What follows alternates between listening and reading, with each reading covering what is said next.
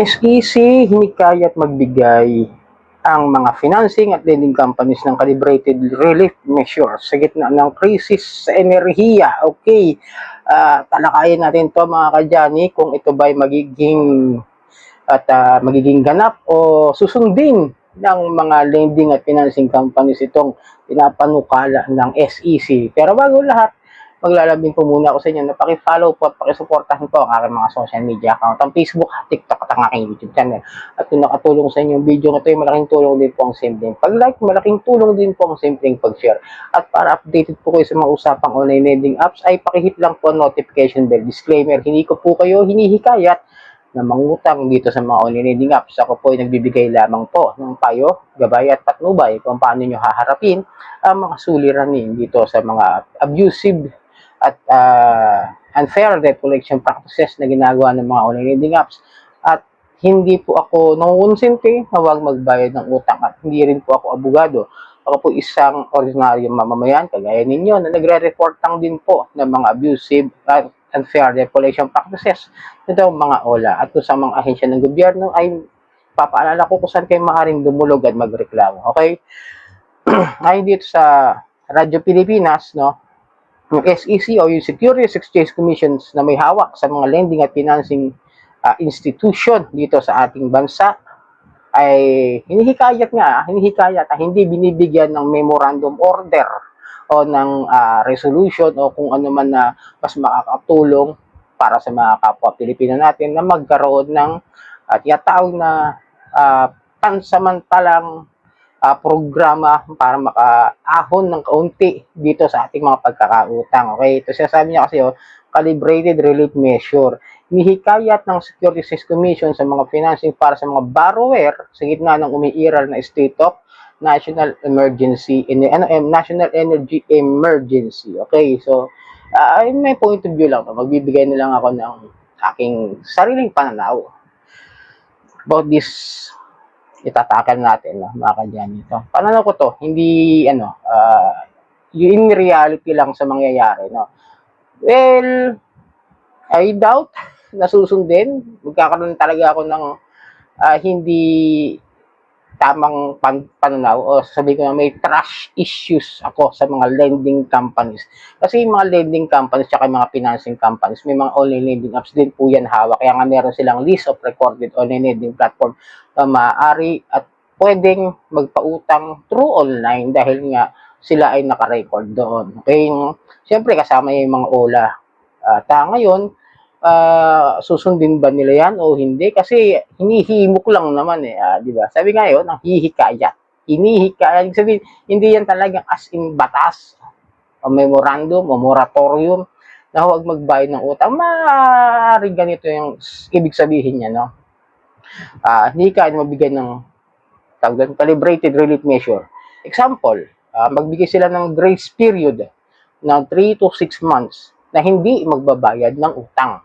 Ganon, di ba? At walang penalties yun, excuse me, walang hidden charges or walang something na enik-enik na kung ano-ano, basta as long as ihihinto mo na yung pagbabayad ng utang in that period of months.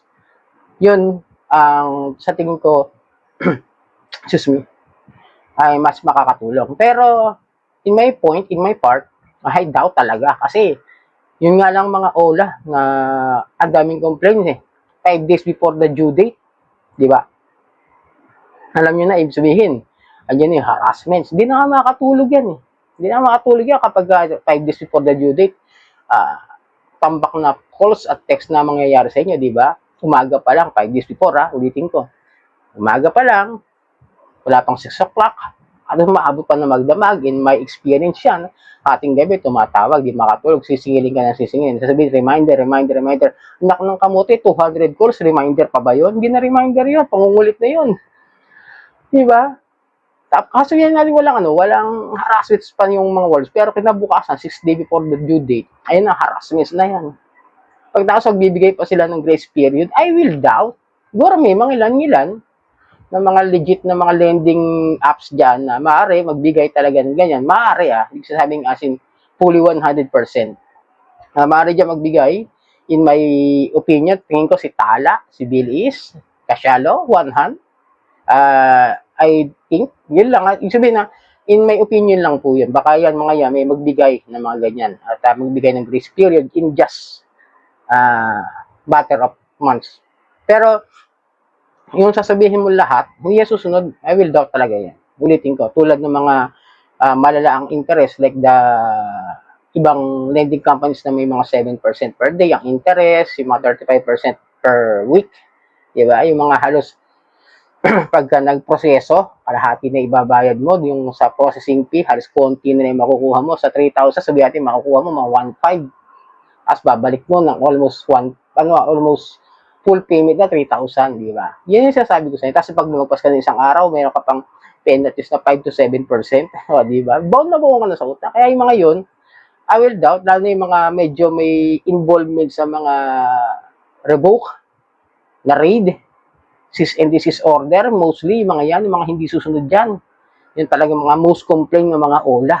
Yan, talaga hindi susunod dyan. 100% in my opinion, no? Yun ang masasabi ko. Kasi sobrang brutal itong mga to, walang pakialam sa kapwa Pilipino yan. Pero kung sila may puso bilang isang kapwa Pilipino, maaari. Kasi most of the lending companies na nandiyan dyan is, sabi nga sa PAOK, in the past years, no, na may pagka-involvement nga sila, yung iba sa mga POGO.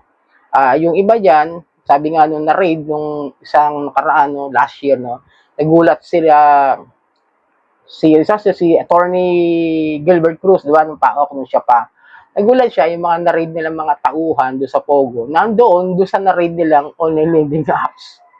So, yung mga empleyado ng POGO, excuse me, lumipat sa OLA. So, kumbaga, may system sila dyan na, na-raid kayo, na ano kaya, sige, lipat na lang muna kayo rito sa ating company.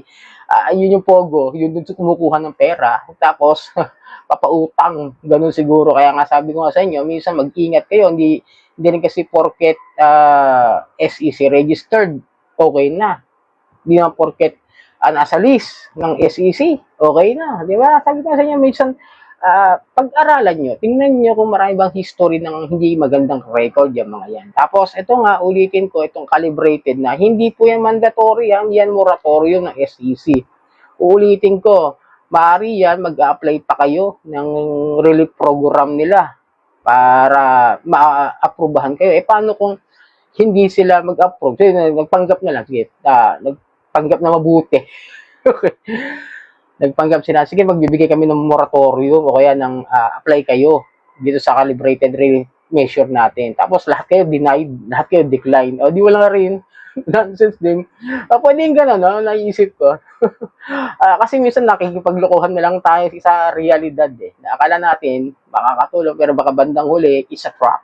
Okay, sana nakatulong ang video. Ito muli, maglalambing ako na pakipollow po at pakisuporta na aking mga social media. At Facebook, TikTok at ang aking YouTube. Maraming po salamat sa ulitin.